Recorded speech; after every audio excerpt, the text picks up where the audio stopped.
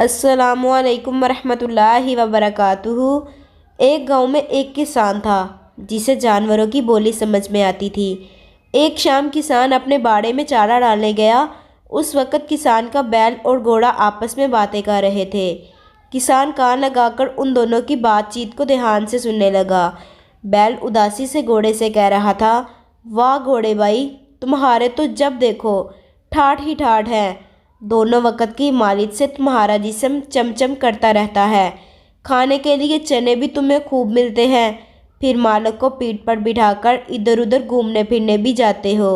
एक मैं हूँ कि दिन भर खेत में लगे रहता हूँ, ज़रा भी सस्ताया नहीं कि मालिक के कूड़े पीठ पर दनादन बरसने लगते हैं और शाम को वापस आऊँ तो ये रूखा सूखा चारा खाने को मिलता है। घोड़े ने यह सुनकर इतराते हुए कहा, उदास क्यों होते हो बैल भाई, मैं जैसा कहूँ तुम वैसा करो तो तुम भी मेरी तरह शान शौकत से रह सकते हो। बैल ने बेताबी से कहा, जल्दी जल्दी बताओ ना घोड़े भाई कि मुझे शान शौकत से जीने के लिए क्या करना चाहिए। घोड़े ने हंसते हुए बैल से कहा, आसान सा काम है। कल जब मालिक के नौकर तुम्हें लेने के लिए आए तो उन्हें खुद को छूने ना देना, उन्हें सींग दिखाना, एकदम अजीबो गरीब हरकतें करना, ज़मीन पर लेट जाना, कुछ मत खाना और मुंह से सफ़ेद झाग निकालने लगना। बस फिर तो तुम्हारा ऐश ही ऐश होगा। सीधे साधे बैल को गलत मशवरा देते हुए घोड़े को देखकर किसान ने ये ठान लिया कि वो एक ना एक दिन घोड़े को ज़रूर ज़रूर अच्छा सबक सिखाएगा कि वो आइंदा कभी भी किसी जानवर को गलत मशवरा देने की कोशिश नहीं करेगा।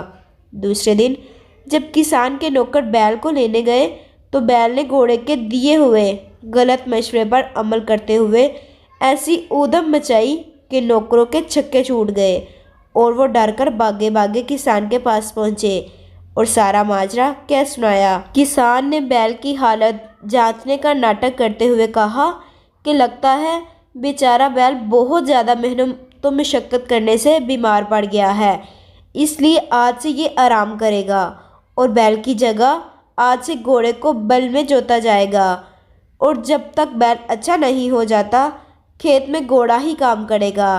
अब तो घोड़े की शामत आ गई। दिन भर खेत में कूड़े खा कर घोड़े की सारी शान शौकत निकल गई।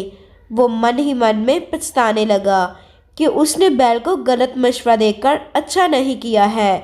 एक हफ्ते बाद किसान ने जानबूझकर घोड़े और बैल के लिए एक ही जगह पर घास डाली ताकि वो जान सके कि दोनों के दरमियान क्या बात होती है।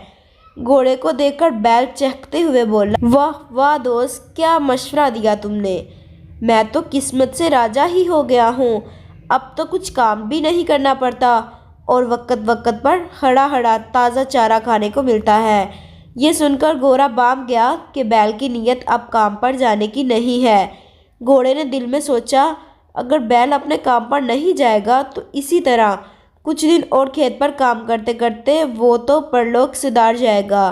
इसने कुछ सोचते हुए बैल से कहा, ऐ दोस्त, बड़े दुख के साथ तुम्हें कहना पड़ रहा है कि मालिक ने तुम्हें एक ईसाई को बेच दिया है, क्योंकि मालिक की नज़र में अब तुम किसी भी काम के नहीं रहे। ये देखभाल और 2 वक़्त का हरा हरा चारा इसलिए दिया जा रहा है कि तुम सेहतमंद हो जाओ और कसाई से उस हिसाब से अच्छी रकम वसूल की जा सके। ये सुनते ही बैल सूखे पत्ते की तरह थर थर काँपने लगा और घबराते हुए उसने घोड़े से कहा कि घोड़े भाई, अब तुम ही मुझे बचाने की कोई तरकीब निकालो, मैं इस तरह नाटक करके मरना नहीं चाहता हूँ। घोड़े ने तीर निशाने पर लगता देखकर कहा कि गल से बीमार होने का नाटक मत करना, मालिक को तुम भले चंगे लगोगे कि वो तुम्हें नहीं बेचेगा। घोड़े की चालाकी देखकर किसान जोर से हंस पड़ा।